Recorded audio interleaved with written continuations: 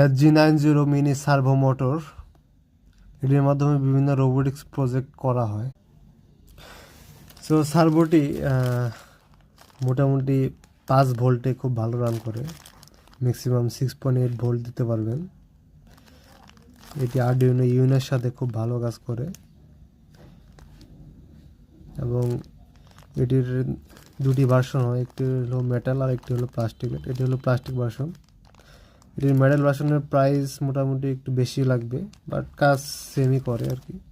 Metal ভার্সনটি ভালো হবে অবশ্যই।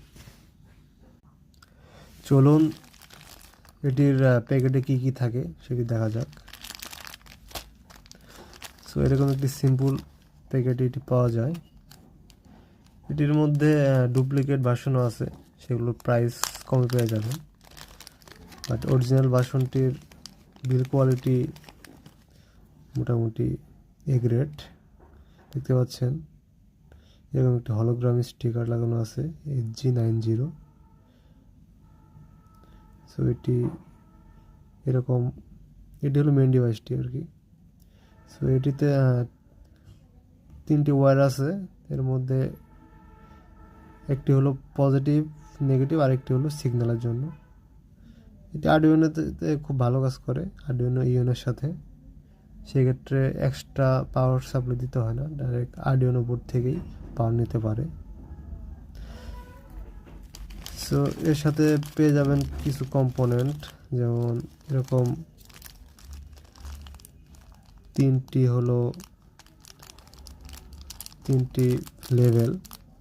সো বিভিন্ন ক্ষেত্রে 3টি লেভেল 3ভাবে ব্যবহার করা হয়। যেমন এরকম লেভেল হয়তো বা রোবোটিক্স আর্মের ক্ষেত্রে ব্যবহার করা হয়, এরকম লেভেল হয়তো বা আরসি কার বা আরসি বোটে ডাইরেকশন চেঞ্জ করতে ব্যবহার করা হয়, বিভিন্ন ক্ষেত্রে ব্যবহার করা হয়। এবং এখানে স্ক্রুও দেওয়া আছে মোটামুটি। সো এই হলো আর কি কন্টেন্ট। সো এই হলো মেন ডিভাইসটি। জাস্ট এই যে এখানে যেই করা আছে, সেখান থেকে যে কোনো একটি বার করা হলে এখানে খুব ভালোভাবে ফিট হয়ে যাবে। এখানে স্ক্রুর মতো দেওয়া আছে,